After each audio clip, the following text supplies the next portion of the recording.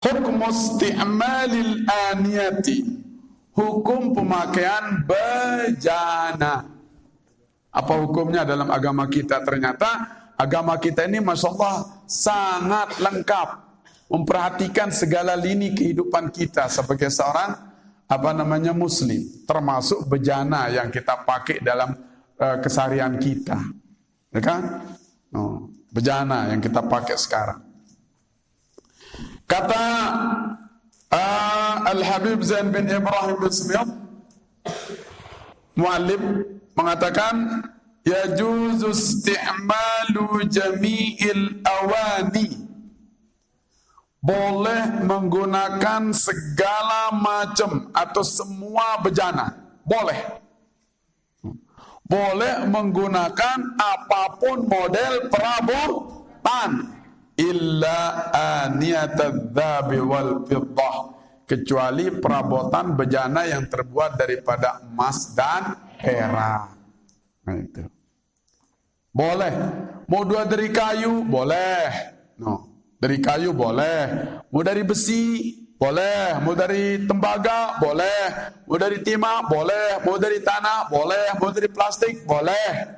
Yang penting tidak boleh bejana perabotan yang berasal dari emas dan perak. Tidak boleh, maksudnya haram. Karena zaman sekarang sudah ada itu.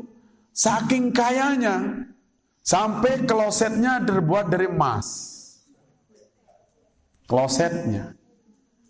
Kalau sudah jambannya, klosetnya terbuat dari emas, apalagi gelasnya, apalagi piringnya, apalagi ceretnya, apalagi sendoknya, bahkan ada sekarang sepatu dari emas. Ada itu. Nah, kita di dalam Islam, apapun model bejana boleh kita pakai. Seperti ini terbuat dari kaca, boleh. Bahan kaca ini kan? Boleh. Sebab kaca bukan emas. Ini kacamata karena ditaruh di mata, bukan emas, boleh. Papu kaca, boleh. Itu. Ini terbuat dari mungkin tulang sapi, ya silahkan. Tulang babi jangan, tulang anjing juga jangan. Tidak boleh. Nah, itu.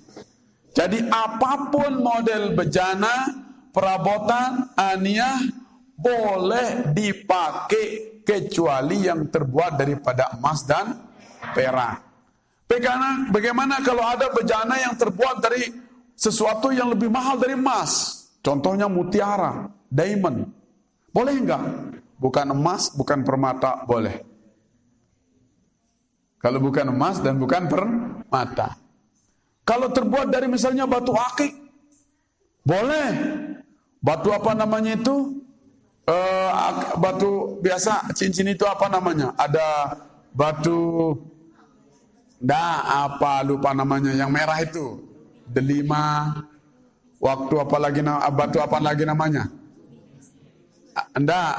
Kelupa kiaran. Batu aram batu, zaman batu dulu kan. Ada kiaran.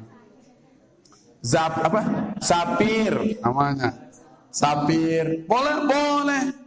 Selama bukan emas dan bukan perak, boleh.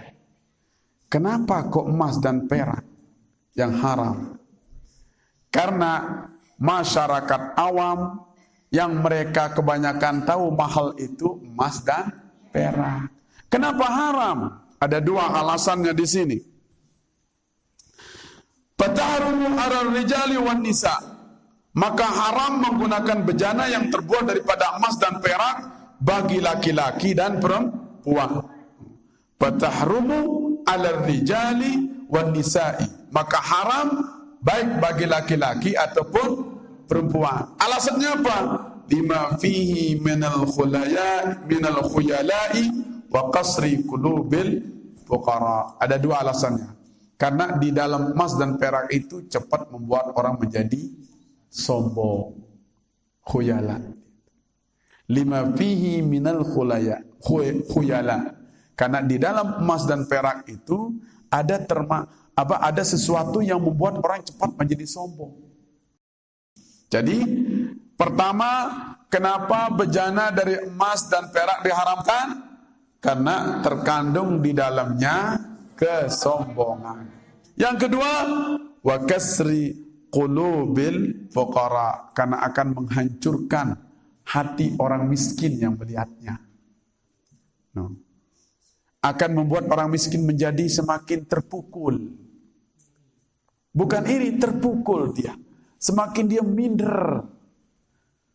Semakin, ya Allah, tidak tahu kita jadinya jamas kau. Jadi kalau kita bawa misalnya gelas kita emas, piring kita emas, cincin kita emas, Masya Allah, tatkala bertamu orang miskin, dia minder dia. Semakin dia merasa terpukul, seolah-olah dengan dia miskin tidak dia ridho. Akan mengakibatkan orang itu tidak akan bersyukur dan tidak menerima keadaannya menjadi orang miskin. Terpukul hati orang miskin. Terpukul kayak itaja tabing miskin si nenek. Oh, ndak adil ini. Kayak gitu nanti akan membuat orang miskin menjadi tidak adil Allah Ta'ala ini. Kenapa? Karena terkadang orang miskin itu ibadahnya Masya Allah rapi, bagus. Orang kaya itu terkadang ibadahnya sembarangan. Bawa emas tapi dia punya itu dan sebagainya. Sehingga orang miskin mengatakan, kita ini rajin ibadah. Salat jamaah enggak pernah telat. Ngaji oke, wirid oke, miskin tidak.